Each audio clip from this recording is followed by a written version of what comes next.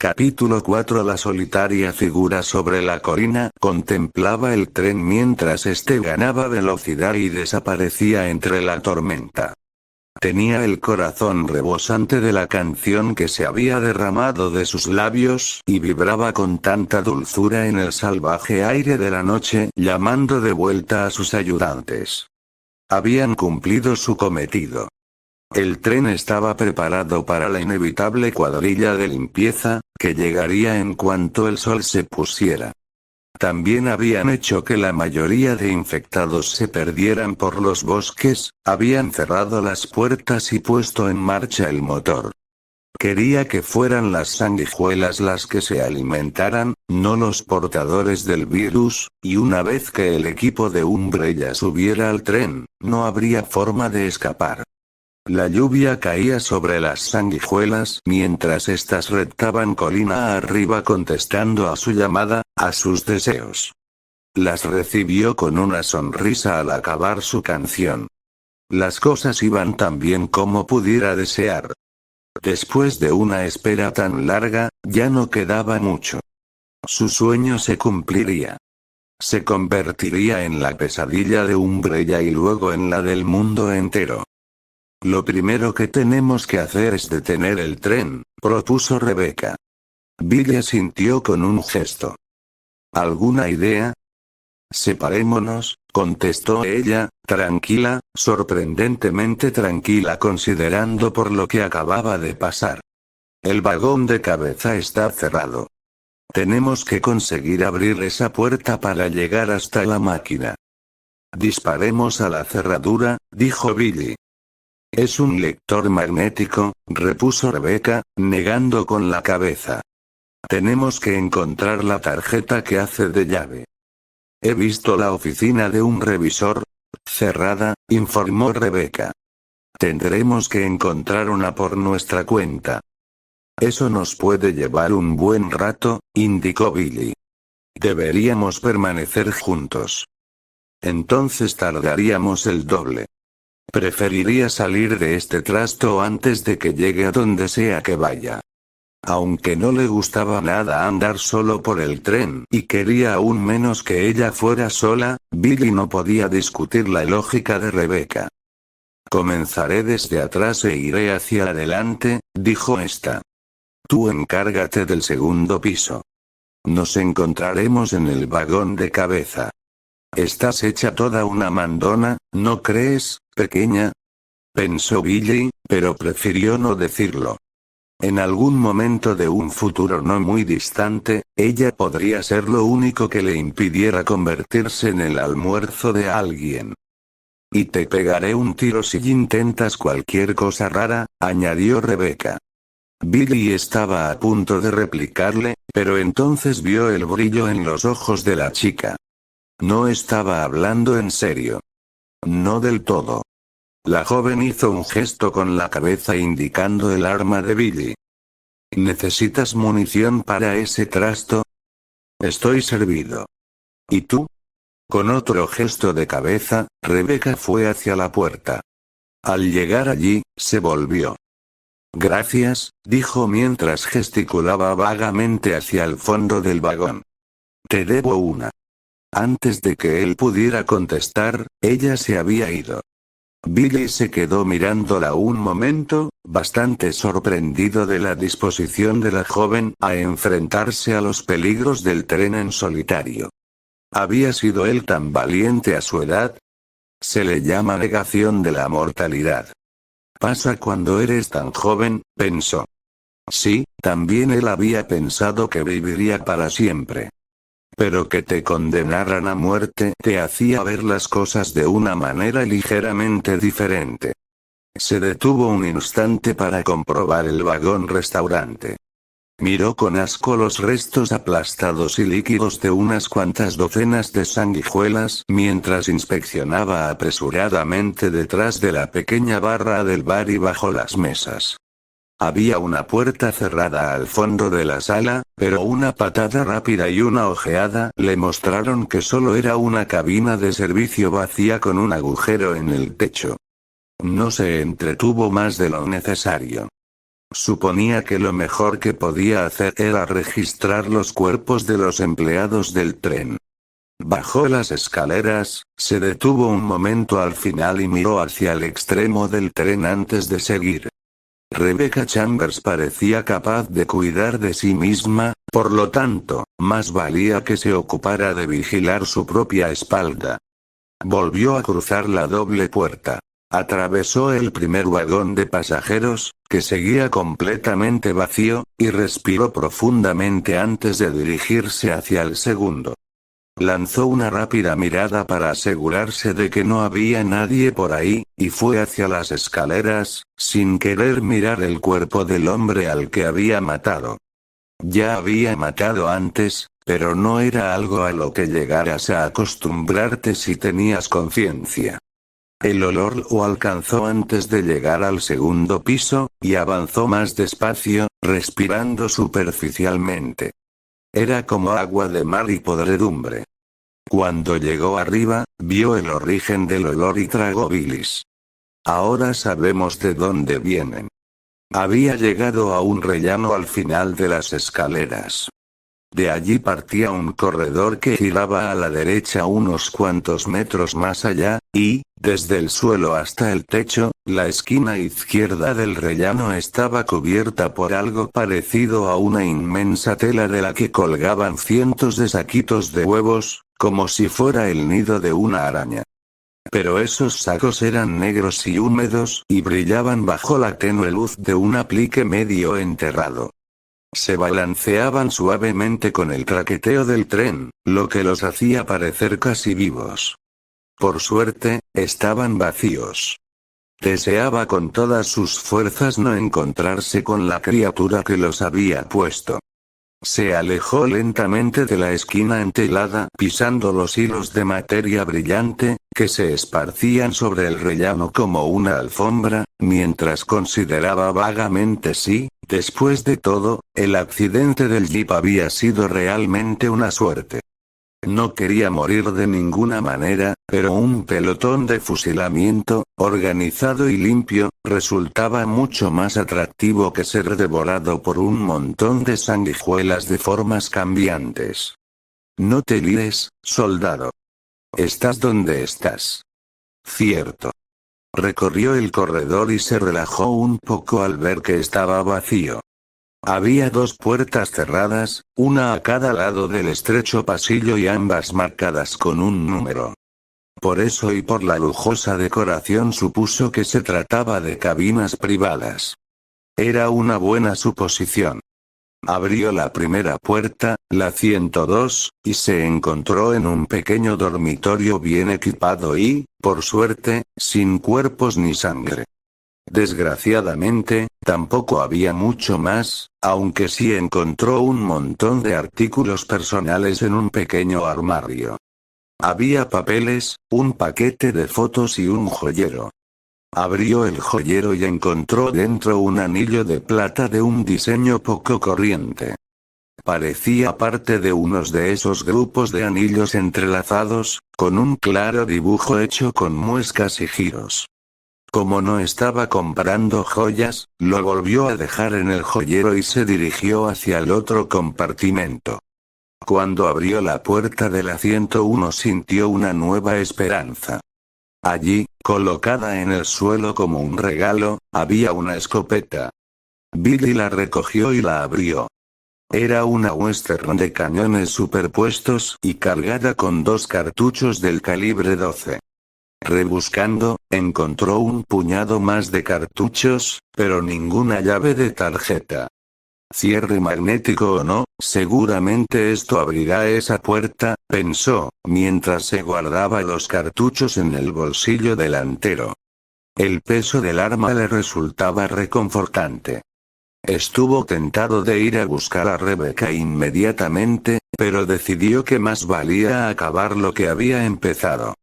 Había una puerta al final del corredor que seguramente llevaría al segundo piso del vagón contiguo y que además lo acercaría a la cabeza del tren. Cuanto antes se reuniera con la chiquilla, mejor. No tenía miedo de estar solo, no era eso, y ni siquiera estaba preocupado por Rebecca, aunque algo había. Eran tantos años en el servicio que, si algo había aprendido, era que estar solo en medio de un combate era la peor manera de estar. La puerta no estaba cerrada con llave y se abría a un vagón salón, vacío y muy elegante. A su derecha vio una barra de bar muy pulimentada y bien provista. Junto a las paredes se alineaban elegantes mesitas que dejaban libre una amplia extensión de suelo enmoquetado bajo unas recargadas lámparas que colgaban del techo. Al igual que en el vagón anterior, no había sangre ni cuerpos. Billy echó un vistazo detrás de la barra y luego se dirigió hacia la puerta que había en el otro extremo del salón. Sintió una extraña inquietud al cruzar el espacio abierto y apretó con más fuerza la escopeta. Cuando ya casi había llegado al otro extremo de la sala, algo se estrelló contra el techo. El sonido fue estruendoso, ensordecedor, y el golpe tan fuerte que la lámpara que se hallaba tras el bar cayó al suelo y el cristal se hizo añicos. El tren se sacudió sobre los raíles, y Billy se tambaleó y estuvo a punto de caer. Consiguió mantener el equilibrio y se volvió para mirar. En el lugar donde había estado la lámpara había una profunda hendidura. El metal estaba retorcido, y mientras Billy miraba, dos cosas gigantes se clavaron en el techo, atravesándolo a unos 2 metros una de otra. Billy las contempló asombrado, sin saber qué estaba viendo. Las agudas piezas, grandes, cilíndricas y acabadas en punta, parecían estar divididas longitudinalmente, partidas por la mitad. Parecían pinzas. Se le hizo un nudo en el estómago. Eso era exactamente lo que eran, como las pinzas de un cangrejo o un escorpión gigante, y mientras las contemplaba, se abrieron mostrando unos bordes cerrados. Las enormes pinzas se torcieron hacia arriba y comenzaron realmente a serrar el techo de acero. El sonido del metal al romperse era como un chirrido agudo. Ya había visto bastante. Se dio la vuelta y corrió los escasos metros que lo separaban de la puerta. Notó que lo cubría un sudor frío. A su espalda, el grito del metal torturado continuaba creciendo.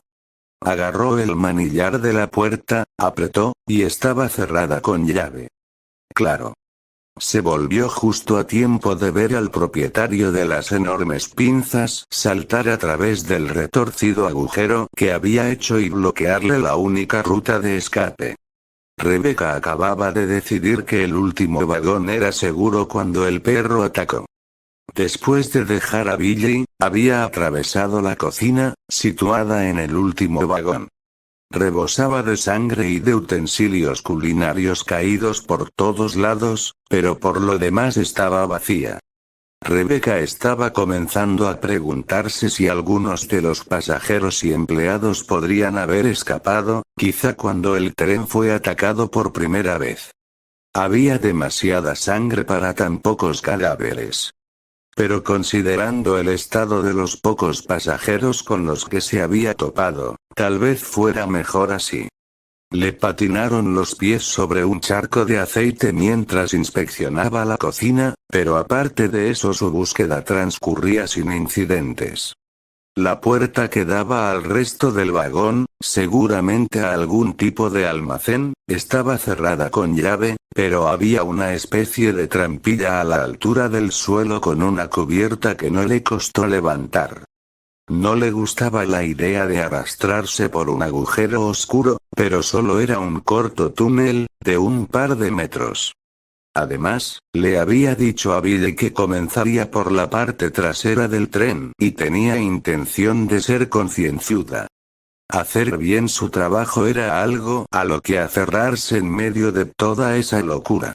Las víctimas del virus ya eran un gran mal rollo, y el hombre hecho de sanguijuelas, no pienses en eso. Busca la tarjeta, encuéntrala, detén el tren, consigue ayuda de verdad. Alguien que no sea un asesino convicto. Billy era su único puerto en medio de la tormenta, por así decir, y era cierto que le había salvado la vida, pero confiar en él más de lo estrictamente necesario sería una estupidez. Había tenido razón con respecto al siguiente compartimento. Después de arrastrarse claustrofóbicamente por lo que, por suerte, había sido un corto trecho, se levantó en un espacio de almacenamiento apenas iluminado por una única bombilla. Había cajas y bidones a lo largo de las paredes, la mayoría ocultos entre las sombras. Nada se movía excepto el propio tren, que avanzaba traqueteando sobre la vía.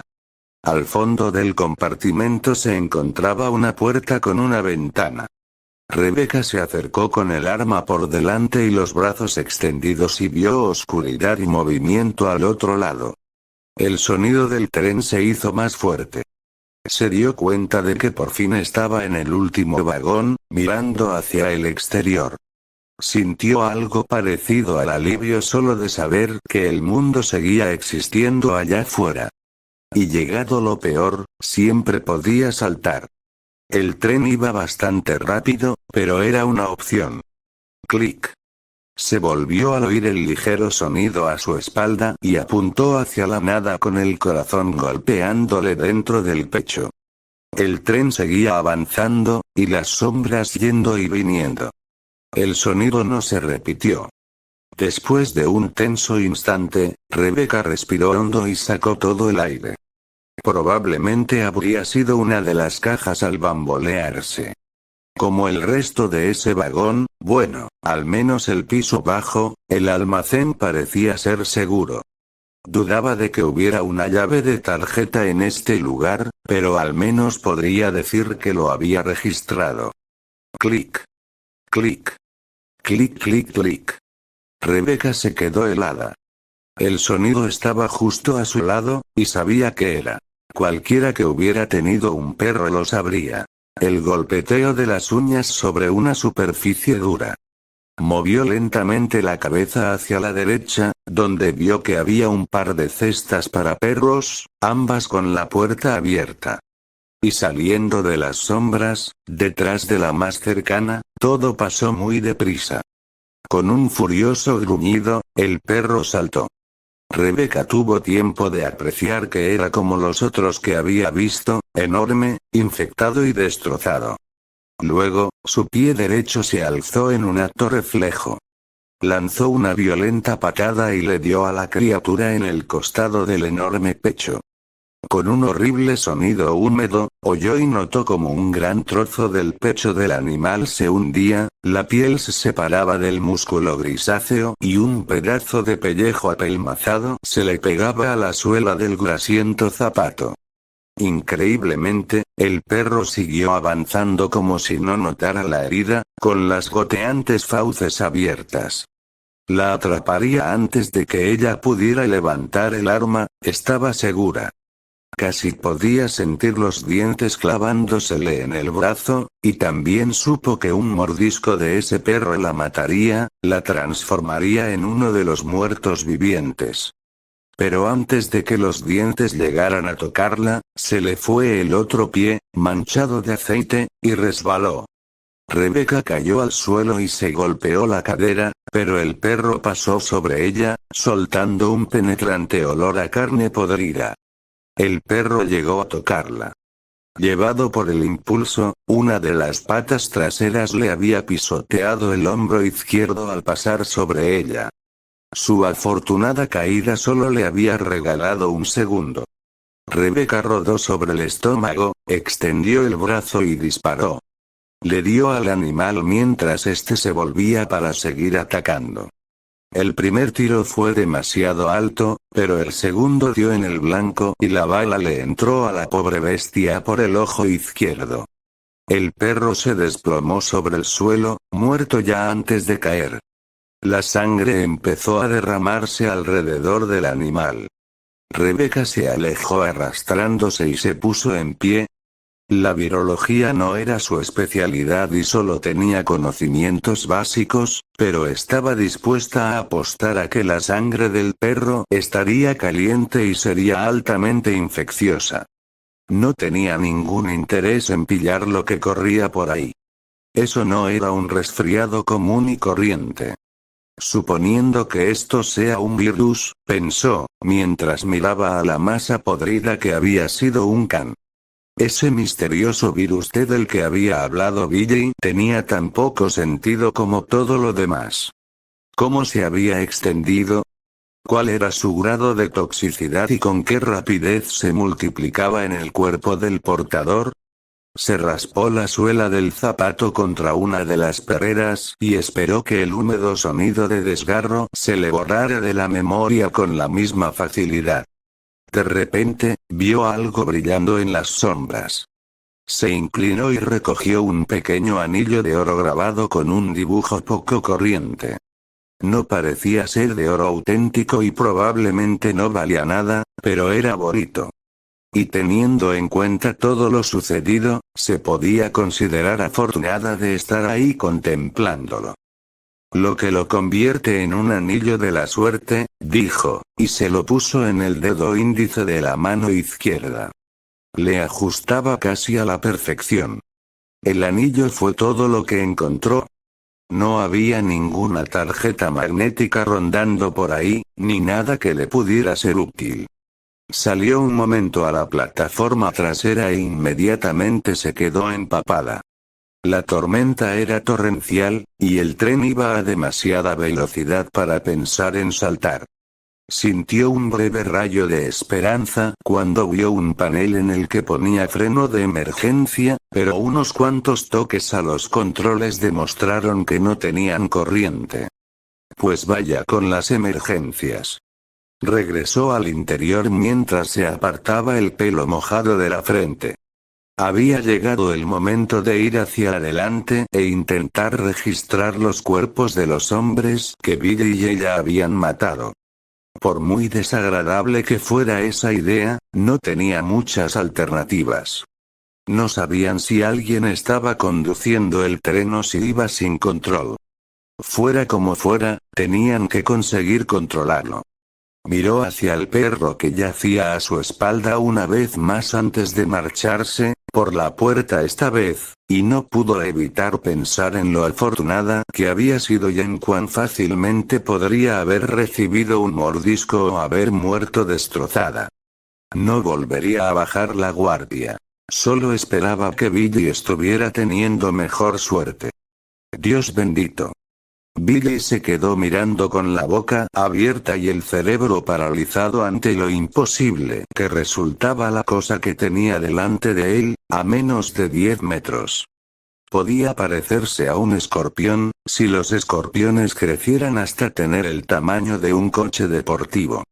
El monstruo que había atravesado el techo del tren era como un insecto, de unos 3 metros de largo, con un par de pinzas gigantes y acorazadas a cada lado del rostro plano y una cola larga e hinchada que se arqueaba sobre su espalda y acababa en un aguijón curvado más grande que la cabeza de Billy.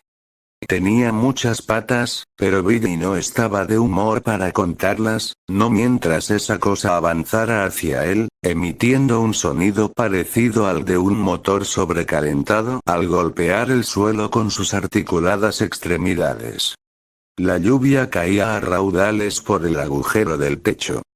Era como una escena infernal, con la criatura emergiendo de la húmeda niebla como en una pesadilla. No había tiempo para pensar. Billy se echó la escopeta de caza al hombro, la montó y apuntó al cráneo plano y chato de la cosa. Entre el movimiento del tren y el avance rasposo y tambaleante de la monstruosidad, le llevó unos segundos asegurar el tiro, unos segundos que le parecieron eternos. La criatura se acercó, y a cada resonante paso los duros pelos de sus puntiagudas pezuñas arrancaban retazos de la elegante alfombra.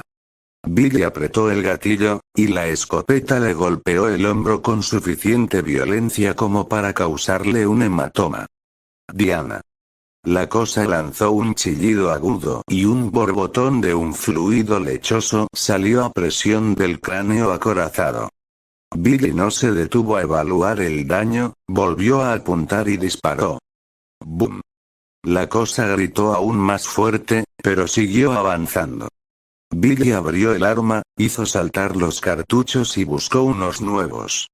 Hurgó en el bolsillo nerviosamente y los cartuchos cayeron al suelo mientras el monstruo cubría la distancia rápidamente, demasiado rápidamente. Le quedaba un solo cartucho en el bolsillo. Lo agarró, lo metió en el cañón y se colocó la escopeta a la altura de la cadera. Como no sirva el tiro le dio al monstruo en el centro de su desagradable rostro, a solo 1 metro de donde se hallaba Billy, tan cerca que notó que el calor del residuo de pólvora le golpeaba la piel desnuda y se le incrustaba.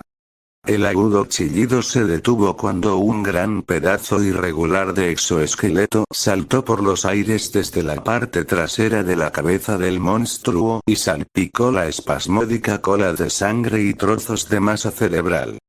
Un temblor sacudió a la cosa, las enormes pinzas saltaron hacia afuera, abriéndose y cerrándose, y la cola aguijoneó el aire.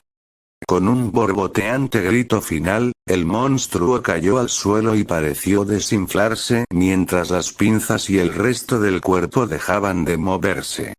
El olor que despedía, como de grasa sucia, rancia y caliente, era casi devastador, pero Billy permaneció inmóvil durante más de 1 minuto, esperando para asegurarse de que el bicho estaba muerto. Podía ver por dónde habían penetrado los 2 primeros tiros, ligeramente a la izquierda, aunque el último había sido bueno y había descascarillado la armadura que protegía los negros ojillos. ¿Qué era aquello? Lo contempló horrorizado, sin estar muy seguro de quererlo saber. Debía de estar relacionado con los perros y los muertos vivientes, con el virus T. El diario que había encontrado decía algo sobre que incluso pequeñas dosis causaban cambios de tamaño y agresividad, lo que significa que este tipo debe de haberse tragado unos 10 litros como mínimo. ¿Accidentalmente? Para nada. El diario también decía algo de un laboratorio. Y de controlar los efectos del virus y de que, hasta que lo pudieran controlar, la empresa estaba jugando con fuego. Las implicaciones estaban bien claras. Quizá el virus T se hubiera escapado accidentalmente, pero esa empresa, fuera la que fuera, sabía de antemano lo que el virus podía hacer. Habían estado experimentando con él. Pero, por el momento, lo único que importaba era que la cosa estaba muerta y que se había acabado el buscar la llave. A la porra el ir solo. Si el rey escorpión tenía hermanos o hermanas rondando por ahí, Billy quería que fuera otro quien tuviera que aguantarlos. Recogió los cartuchos que se le habían caído y cargó la escopeta. Luego rodeó con cuidado el enorme cuerpo apestoso del monstruo y fue en busca de Rebecca. Quizá ella hubiera tenido mejor suerte.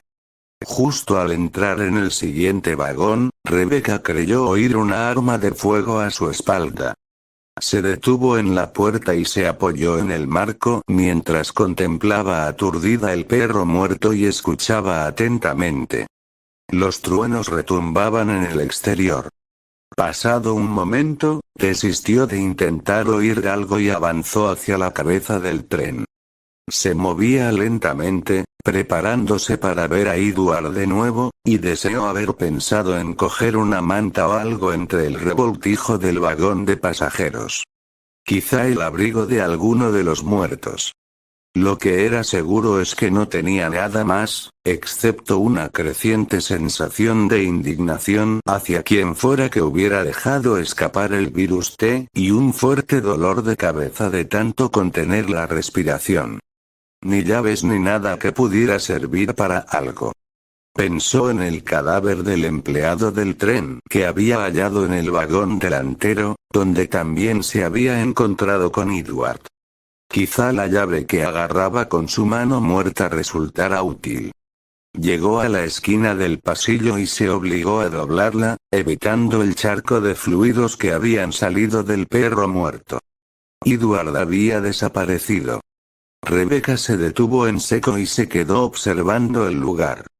El segundo perro continuaba en el mismo sitio, pero un trozo de gasa roja y unas cuantas salpicaduras sangrientas era todo lo que indicaba que el cuerpo de Edward también había estado allí. Eso y el penetrante olor a putrefacción. Una brisa fresca y húmeda entraba por las ventanas, pero el hedor era demasiado fuerte para que pudiera con él. Todo pareció moverse a cámara lenta cuando miró hacia abajo y vio huellas sobre la sangre del perro. Las siguió con la mirada. Las marcas de botas eran manchas rojas alargadas, como si quien caminara estuviera borracho o enfermo. No. No le había encontrado el pulso. El tiempo se ralentizó aún más. Finalmente alzó la mirada del suelo y vio el borde de un brazo desnudo. Alguien a quien no podía ver estaba justo al final del corredor. Alguien alto. Alguien que calzaba botas. No, exclamó, y Edward se apartó de la pared y quedó a la vista. Cuando la vio, sus resecos labios se abrieron y dejó escapar un gemido. Avanzó rígidamente hacia ella, con la cara gris y los ojos en blanco. Edward. Él continuó avanzando, tambaleándose, rozando la pared con el hombro empapado de sangre, los brazos colgando sin fuerza a los costados y el rostro vacío, sin rastro de inteligencia. Era Edward, era su colega, pero Rebecca alzó la pistola, dio un paso atrás y le apuntó. No me obligues a hacerlo, dijo, mientras una parte de su mente se preguntaba cuán parecido a la muerte era el estado en que el virus sumía a sus víctimas. Debe de haberle reducido el ritmo cardíaco. Edward gimió de nuevo. Parecía desesperadamente hambriento, y aunque sus ojos casi no se distinguían bajo la nube blanquecina, Rebecca alcanzó a verlo como para entender que eso ya no era Edward.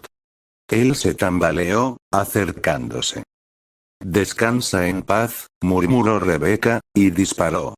La bala le perforó un limpio agujero en la sien izquierda.